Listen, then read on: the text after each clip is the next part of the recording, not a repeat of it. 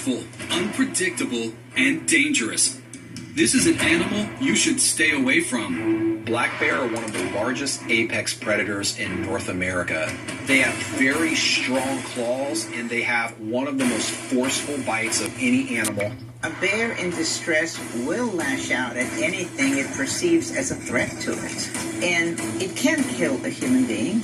Absolutely can. In the last century, black bears are responsible for more than 60 deaths in North America. While attacks are not common, it is a smart idea to stay as far away as possible.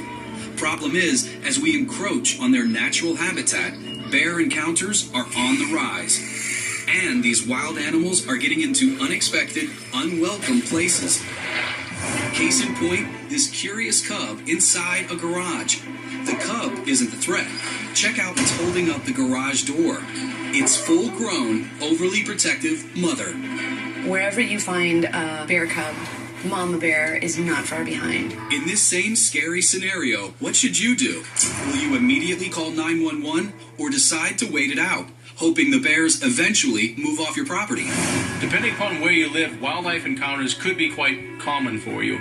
In this instance, it doesn't appear to be an imminent threat to anyone's safety here. By simply opening the garage and letting the bears move on at their leisure could be the simplest remedy for this. But if you're concerned or unsure about a situation, you can call your local fish and game department for advice on what to do. In 99% of cases, if you just leave it be, it will work itself out without your intervention. But on this day in Rice Lake, Wisconsin, logger Garrett Smith sees a bear in a cornfield, in terrible trouble in the most unusual way. And that thing looked just like the Pooh Bear sitting on the ground. Only thing he was missing is a t-shirt. Only this is no friendly storybook cub. It's a 140-pound bear with its head stuck in a heavy steel milk can. He was dragging it, and then he was shaking it, trying to get it off. And he would sit down right on his butt and try to pull it off with his paws. It's tough to see an animal suffer. Adding to the bear's agony, it's a sweltering summer's day. It's 90 degrees outside, hot and humid. He was breathing very heavily. I'm thinking he'd been in there a while because he was starting to get tired. This is one of those rare circumstances where if humans do not get involved in the situation, this bear is going to die. Put yourself in Garrett's place. This is now your moment of decision. What's your move to save this bear's life without risking your own? Should you A. Contact wildlife professionals, B. Gather volunteers to hold the animal down and try and free it, or C. Use any equipment on hand to try and remove the can? Time is running out for this bear, and it's not an easy choice. All animals are more aggressive when put into a corner or confined, and this bear definitely feels trapped with this milk can on its head. Your verdict? What did you decide? The safest course of action is A. In this particular instance, contacting a trained wildlife professional is the best option because there are individuals who have the equipment and the know-how and the experience to deal with very unpredictable wild animals. As for gathering bystanders to help, a very, very bad idea. I would not want to have a bunch of volunteers trying to hold off a bear. I can just see lots of folks getting hurt. As for heavy machinery, also not advisable. You have two men that put themselves in harm's way. They're using a piece of machinery and trying to get the bucket off the bear. It could easily grasp the bear's head or neck and could have a very tragic ending.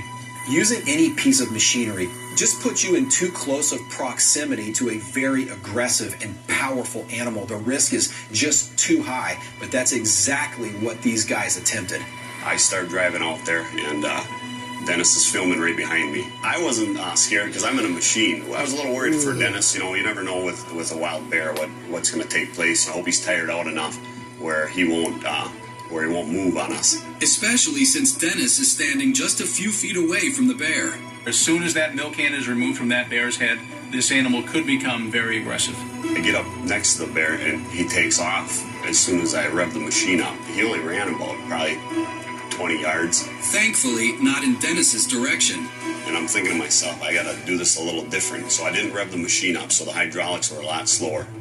Garrett tries again and again.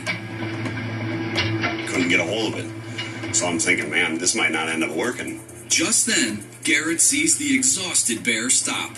When he sat down, I moved the loader in front of him, and I finally got a hold of the front of the can. And I clamped down on it. I knew we had a hold of him, and he wasn't getting loose. I get a hold of him, and out he popped. He was happy, you could tell. When he started running, he stopped at the edge of the woods and kind of turned around and gave an old, thank you, boys. Look at that. I'll be darned. We both gave each other high fives, and yeah, it was a pretty exciting moment. So when we looked in the can, we ended up finding a dead mouse, and that's what we believe ended up tempting that black bear to stick his head in and be as curious as he was. A happy storybook ending for this bear and the people trying to help it. But if you see a bear in trouble, it's a job best left to professionals. So be sure to call your local Fish and Wildlife department.